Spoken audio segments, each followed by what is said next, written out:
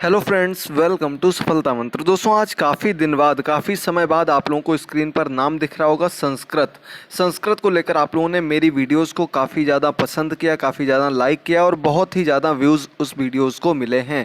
और आप लोग संस्कृत को लेकर काफ़ी परीक्षाओं की तैयारी भी करते रहते हैं, चाहे वो मुख्य परीक्षाओं की बात की जाए तो आपका यूपी टेट का पेपर हो, सी टेट का पेपर हो या बीटीसी डीएलएड एग्ज़ाम्स हों। इसके अलावा अन्य एग्ज़ाम्स के लिए एकदम सिलेक्टेड चुनिंदा क्वेश्चंस आपके लिए शुरू से ही हम लाते रहे हैं। एक बार फिर से हम उसी सीरीज को आगे बढ़ाते हुए आप सभी के लिए संस्कृत के एकदम सिलेक्टेड इंपॉर्टेंट क्वेश्चंस को लेकर आ रहे हैं। सभी क्वेश्चन से वन लाइनर होंगे और साथ ही साथ आपका ये पहला प्रैक्टिस सेट है, तो उम्मीद करते हैं आपको ये सभी क्वेश्चंस क्लियर होंगे और आप लोग क्लास को एंड तक जरूर देखेंगे। इसके अलावा हमारी पूरी संस्कृत की प्लेलिस्ट बनी हुई है, उसका लिंक आपको नीचे डिस्क्रिप्शन बॉक्स में मिल जाएगा। कुछ अन्य इंपॉर्टेंट क्लासेस के लिंक भी आपको दिए रहेंगे, वहाँ पर जाकर उन पुरानी क्लासेस को देखते रहिए। चैनल को सब्सक्राइब ना किया हो तो तुरंत चैनल को सब्सक्राइब करके बेल आइकन को जरूर प्रेस कर दीजिएगा। सभी क्वेश्चंस सिर्फ और सिर्फ सीधे क्वेश्चन आंसर रूप में दिए गए हैं, जल्दी से देखते रहेंगे, आगे बढ़ते रहेंगे। चलिए, पहला क्वेश्चन आपके सामने है। तो पहला क्वेश्चन दिया गया दोस्तों, महेश्वर सूत्र कितने हैं? तो दोस्तों, महेश्वर सूत्रों की संख्या पूछी गई है। तो संस्कृत में ही महेश्वर सूत्र आपको पढ़ाए जाते हैं। बिल्कुल आपका जो संस्कृत व्याकरण, संस्कृत साहित्य आता है उसमें आपके महेश्वर सूत्र हो गए, व्याकरण में सूत्र पढ़ाए जाते हैं। इनकी कुल संख्या की बात की जाए तो 14 होती है। इनसे अलग अलग प्रकार के नियम बनाए जाते हैं और संस्कृत व्याकरण का निर्माण किया जाता है। आगे बढ़ते हैं क्वेश्चन नंबर सेकंड पर। संस्कृत में संधियां सबसे ज़्यादा कंफ्यूज करने वाली होती हैं। अगला हमारा क्वेश्चन भी इसी पर आधारित है। महेशः में कौन सी संधि है? तो महेश में आपको संधि, विसर्ग से हमें यहाँ कोई मतलब नहीं है, आपको सिर्फ मात्राएं देखनी है और समझना है कौन सी संधि होगी। तो यहाँ सीधे सीधे आपको पता है गुण संधि, स्वर संधि के अंतर्गत आने वाली गुण संधि। इसका सूत्र हमने आपको बताया था, आदि गुणः इसका सूत्र होता है। और इसमें कैसे आपने पहचाना यहाँ पर गुण संधि है, तो हम आपको पहले भी बता चुके हैं कि अगर आपको बीच के शब्द में ए की मात्रा मिले या फिर ओ की मात्रा मिले या फिर अर या फिर ऊपर रिर लगा हुआ मिले, तो वहाँ पर हमेशा आपकी कौन सी संधि होगी? यहाँ पर आपकी गुण संधि होगी। अब इसका विच्छेद कर दिया जाए तो महा प्लस इससे मिलकर बनता है हमारा आ और ई मिलकर के ए की मात्रा में परिवर्तित हो जाते हैं और शब्द हमारा बन जाता है महेशः। ये आपके संस्कृत के अंतर्गत आता है। अगर आप लोग बताएंगे तो संधि टॉपिक को हम अलग से एक बार दोबारा से डिस्क्राइब कर देंगे, समझा देंगे, लेकिन उसके लिए आप लोगों को पहले इस क्लास को अधिक से अधिक लाइक करना होगा, शेयर करना होगा और कमेंट बॉक्स में जरूर बताना होगा। अगला क्वेश्चन है, पितृ किस विभक्ति वचन का रूप है? पितृ, तो दोस्तों पितृ शब्द के रूप हैं। पितृ जो पिता के नाम से जाना जाता है, पितृ शब्द के रूप हैं। और इसमें आपको बताना है कि विभक्ति वचन क्या है पितृ में। कम से कम 2 क्वेश्चन आपको यहाँ से जरूर मिलते हैं। पिछले कई वर्षों से सिर्फ यूपी टेट में 5 से 6 क्वेश्चन आपके विभक्ति वचन से पूछे जा रहे हैं।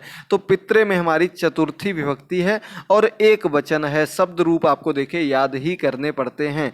अगला हमारा क्वेश्चन है, संस्कृत में कुल कितने कारक होते हैं? तो संस्कृत में कारकों की बात की जाए दोस्तों तो आपको हिंदी में कारक पढ़ाए जाते हैं हमेशा कितने? 8 पढ़े होंगे आपने, लेकिन संस्कृत की जब भी बात होगी तो वहाँ हम 2 कारक घटा देते हैं और हमारे कारकों की संख्या रह जाती है 6। अब आप बात करेंगे कौन कौन से कारक हटा दिए जाते हैं, तो इसमें आपका एक आता है संबंध कारक और दूसरा हमारा आता है संबोधन कारक। ये दोनों कारक आपके संस्कृत में नहीं पढ़ाए जाते हैं, ये दोनों कारक हम लोग हटा देते हैं। तो कारक की संख्या बचती है सिर्फ 6। आपको नाम याद रखने हैं, 2 हटा देने हैं, बाकी कारक सब वही हैं। कुल संख्या 6 है। हिंदी में आपको इनकी संख्या 8 पढ़ाई जाती है। अगला है आपका कुर्वह में लकार पुरुष वचन बताना है। लकार पुरुष वचन ये आपके धातु रूप में होते हैं और आपके जो दूसरे ऊपर पित्र आया था वो आपके शब्द रूप थे। धातु रूप के अंतर्गत आपको बताना कुर शब्द का या कहते हैं हम लोग क्रिय शब्द का कर्तुम इस प्रकार से आता है, तो कुर्वम कुर्वह ये आपको बताना किस लकार पुरुष वचन के अंतर्गत आएगा। तो कुर्वह हमारा आता है लट लकार, सबसे इजी माने जाने वाली, सबसे कम पूछा जाने वाला, यानी कि वर्तमान काल लट लकार उत्तम पुरुष द्विवचन के अंतर्गत आने वाला शब्द है कुर्वह, और इसका आपका यही आंसर सही हो जाएगा। 5 लकार होते हैं, लट लकार हमारा वर्तमान काल में होता है। जैसे जैसे आप लोग क्लासेस को देखते रहेंगे एक एक चीज आप लोग याद करते रहेंगे। अगला क्वेश्चन है सह पत्रम लिखति, वाक्य में कारक विभक्ति बताइए। रेखांकित में आपको पत्रम जो दिया गया है शब्द, इसमें आपको बताना है कौन सा कारक है। सह पत्रम लिखति, वह पत्र लिखता है, सह लगा हुआ है तो वह पत्र लिखता है, तो लिखता है क्या कर रहा है, पत्र लिखता है, यानी कि कर्म कर रहा है। तो ये आपका पत्रम क्या हो जाएगा, कर्म कारक। कर्म कारक कौन सा होता है, कर्ता कारक आपका नंबर 1 पर आता है, कर्म कारक नंबर 2 पर आता है, उसमें भी आपका द्वितीय विभक्ति के अंतर्गत आएगा। प्रथमा विभक्ति द्वितीय विभक्ति में आपका कर्म कारक आता है, वही आपका आंसर सही हो जाएगा पत्रम के अंतर्गत। अगला क्वेश्चन है श्रुत लेख बताइए। सीटेट के अंतर्गत पेडागोजी में बहुत बार क्वेश्चन आपको करा चुके हैं। श्रुत लेख, श्रुत माने सुनना, लेख माने लिखना। सुनकर लिखना, सुनकर उसी बात को अक्षरशः रिपीट कर देना, लिख देना, श्रुत लेख कहलाता है, जो कि आपके सीटेट के लिए गलत माना जाता है। सीटेट में हमने आपको बताया है जब कोई भी व्यक्ति अपने विचारों को खुद से बताएगा, खुद से अपनी बात अभिव्यक्त को व्यक्त करेगा, तो वो ज़्यादा अच्छा माना जाता है। अगला हमारा क्वेश्चन है त्रिलोचन में कौन सा समास है। त्रिलोचन में आपको समास बताना है, त्रिलोचन, तो त्रिलोचन में हमारा समास हो जाएगा। तो यहाँ पर आपका एक तरीके से समास देखा जाए तो द्विग समास होता है, यानी कि क्या होगा, त्रिलोचन, 3 आँखों का समाहार, 3 आँख। तो यहाँ पर क्या हो गया, एक आपका संख्यावाचक हो गया, एक समूहवाचक हो गया, द्विग समास। लेकिन दूसरे शब्दों में अगर आपसे बताया जाए जहाँ पर एक तीसरा पद सामने आता है, एक अन्य पद बनकर सामने आता, वही प्रधान होता है, वो हमारा समास कहलाता है बहुब्रीय समास। कौन सा होता है, बहुब्रीय समास। ठीक है, बहुब्रीय समास के अंतर्गत क्या आ जाता, त्रिलोचन, यानी कि 3 नेत्र, यानी कि शंकर जी महादेव को त्रिनेत्र कहा जाता है। सिर्फ आपको इसीलिए हमने एक लिखा था, ये कई बार पूछा गया है और कई बार आपका द्विग समास भी दिया हुआ मिला है, तो आपको दोनों नाम ही याद रखने, द्विग समास या बहुब्रीय समास, कोई एक ही आपको ऑप्शन में मिलेगा, दोनों याद रखने हैं। क्वेश्चन नंबर 9, नय प्लस अकह में कौन सी संधि है। अगर सबसे ज्यादा क्वेश्चन कोई बनता है संधि से तो यही, इसी संधि से क्वेश्चन बनता है। स्वर संधि का अंतिम प्रकार आपका अयादि स्वर संधि, एचो एवा एवा इसका सूत्र होता है। नय प्लस अकह इसके अंतर्गत आने वाला है और अयादि संधि के अंतर्गत आता है। और इसके अगर हम लोग शब्द की बात करें तो नए अय की मात्रा आ रही, यानी कि अय की मात्रा आने पर हमने आपको बताया था आय शब्द बनता है, तो नय प्लस अकह से शब्द हमारा बनेगा नायकः। क्या शब्द बनेगा, नायकः, ये शब्द बनकर सामने आ जाएगा अयादि संधि के अंतर्गत, याद रखिएगा। अगला क्वेश्चन है पीताम्बरा में कौन सा समास है। पीताम्बरा में यानी कि पीले हैं वस्त्र, जिसके संस्कृत में आपके समास विग्रह भी संस्कृत में किया जाता है, वो आगे क्लासेस में आपको बताते रहेंगे। तो इसमें आपका बहुब्रीय समास है, और अगर दूसरे शब्दों में कहा जाए तो कहीं कहीं कर्मधारय समास भी मिलता है, क्योंकि पीले वस्त्र, वस्त्रों की विशेषता बताई जा रही है कि पीले वस्त्र हैं। बहुब्रीय समास के अंतर्गत इसका आपका होता है पीले वस्त्र। पीले वस्त्र कौन पहनता है, तो ये आपका कृष्ण जी का आंसर यहाँ पर देखने को मिलता है। दोनों रूपों में आपको ये भी याद रखना है। क्वेश्चन नंबर 11, भू धातु का लोट लकार प्रथम पुरुष बहुवचन रूप क्या होगा। भू धातु के अंतर्गत लोट लकार में आपको बताना है। लोट लकार हमने आपको याद कराया था, ऊ की मात्रा आती है, जहां पर ऊ की मात्रा अंत वाले शब्द में आती है वो आपका लोट लकार में होता है, और एत आती है आपका विधिलिंग में।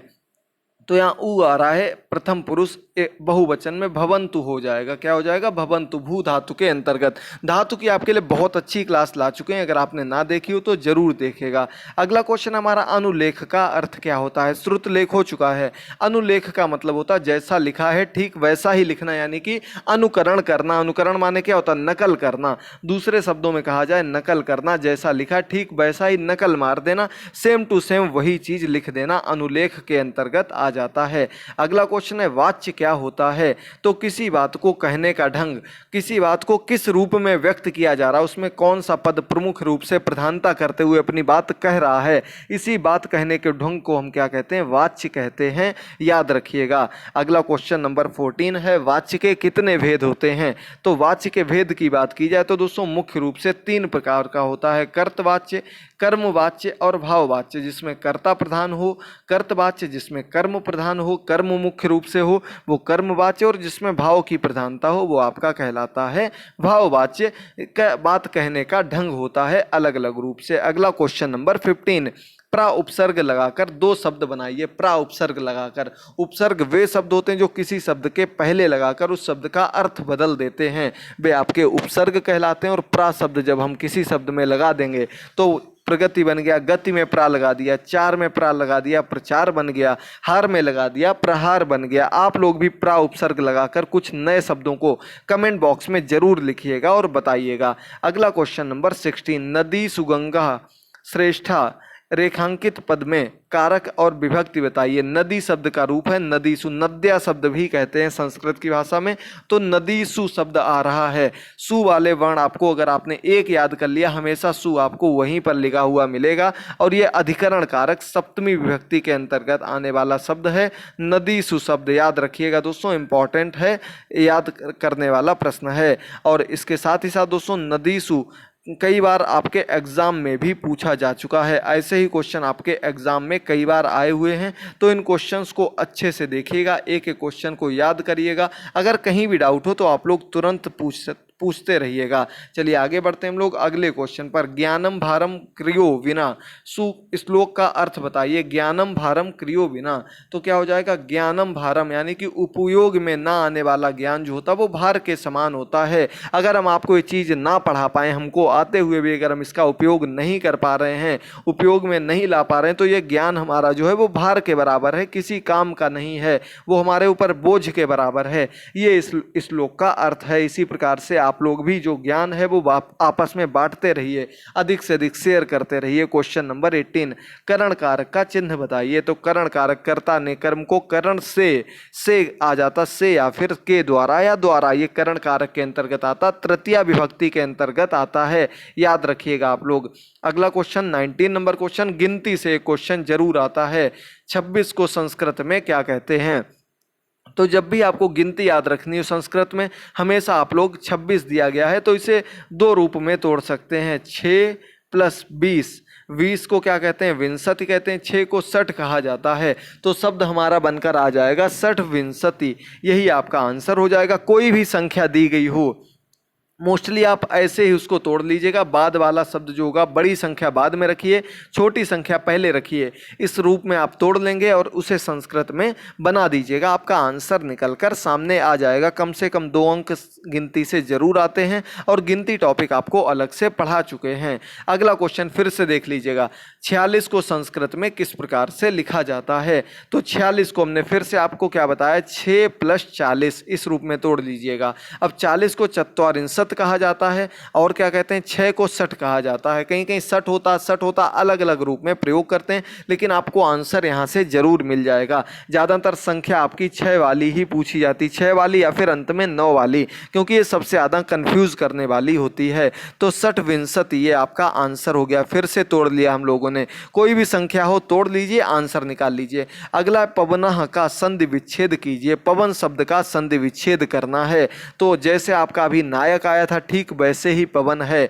जब ए की मात्रा होगी तो या बीच में आ जाएगा, जब ओ की मात्रा होगी तब वा बीच में आ जाएगा। तो पो + अनः, तो क्या बन गया हमारा पवन शब्द, अयादि स्वर संधि के अंतर्गत आएगा आपका पवन शब्द। पो + अन, अगर पौ हो जाता तो आ का डंडा यहाँ पर लग जाता, यानी कि पावन हो जाता। ये दोनों चीजें आपको याद रखनी है। अगर कोई भी डाउट हो आप लोग तुरंत पूछिएगा। अगला प्रश्न है हम लोगों का, दिगंबरः का संधि विच्छेद बताइए।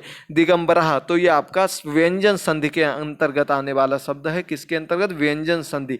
तो क्या इसका विच्छेद हो गया, दिक + अंबर। का में हलंत जरूर याद रखना है आपको। और व्यंजन संधि की परिभाषा क्या होती, जब एक भी तरफ अगर आपको व्यंजन मिल रहा है, एक तरफ स्वर हो या व्यंजन हो, कोई मतलब नहीं, वहां पर आपकी हमेशा व्यंजन संधि ही होती है। और यहाँ पर एक वर्ण जो आपका व्यंजन होगा उसमें आपको हलंत जरूर लगा हुआ मिलेगा, इस बात पर विशेष ध्यान देना है। अगला क्वेश्चन, अक प्रत्याहार में कौन कौन से वर्ण आते हैं। देखिए अभी आपको प्रत्याहार बताए थे, वर्णमाला याद करने के लिए या शुरुआत करने के लिए प्रत्याहार संस्कृत में जरूर बताए जाते हैं। तो अक प्रत्याहार आपका आधे वर्णों का, या कह सकते हैं छोटे जो आपके लघु स्वर होते हैं उनका आपका संग्रह रखता। तो आ ई उ ऋ लृ ये आपके अक के अंतर्गत आते हैं। अगर हम बात करें अच की, तो अच आपके सभी स्वर, जितने भी स्वर आपके वर्ण होते हैं उन सभी के समूह को अच प्रत्याहार के अंतर्गत रखा जाता है।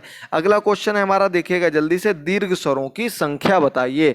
दीर्घ स्वर कितने होते हैं? तो आ ई उ ऋ ए ओ कहीं कहीं ऋ इसके अंतर्गत नहीं भी आता है, तो ये अपवाद के रूप में लिया जाता है। कहीं कहीं इसको लघु में भी रखा हुआ देखेंगे। तो या तो संख्या आपको 8 मिलेगी या 7 मिलेगी, ऑप्शन में कोई दोनों में से एक ही दिया रहेगा 100%, ठीक है, नहीं तो दोनों ही सही माने जाएंगे। अगला और अंतिम क्वेश्चन है, उम्मीद करते हैं आपको पहली क्लास ही हम लोगों की पसंद आई होगी। कुछ क्वेश्चंस हमने आपको पुराने रिपीट कराए थे, क्योंकि क्वेश्चंस बार बार वही आते हैं, लेकिन आपको कितना समझ में आता है ये सबसे बड़ी बात है। अब ज़्यादा से ज़्यादा लोग लाइक करिएगा, शेयर करिएगा। उम्मीद करते हैं आपको क्लास जरूर पसंद आई होगी। अंतिम क्वेश्चन, श्रु धातु लट लकार प्रथम पुरुष द्विवचन का रूप बताइए। श्रु धातु, श्रु का मतलब होता है सुनना, और लट लकार वर्तमान काल में होता है। अंति अति अंतः अंति, इस प्रकार से पठति पठता पठंति वे वाले रूप हैं। तो पठति पठता पठंत, पठज पठता पठथ, तो इस प्रकार से द्विवचन में सणतः हो जाएगा। ये आपका सही आंसर हो जाएगा। याद रखिएगा, पूरे आपके आज के 25 क्वेश्चन समझ में आ गए होंगे। अगर क्लास पसंद आई हो तो दोस्तों जरूर शेयर करिएगा। टेलीग्राम पर आपको आज की इस क्लास का PDF फाइल मिल जाएगी, जरूर अधिक से अधिक देखिएगा, शेयर करिएगा, चैनल को सब्सक्राइब करिए, बेल आइकन को प्रेस करिए। मिलते हैं अगली क्लास में, तब तक के लिए थैंक यू दोस्तों, गुड बाय, टेक केयर।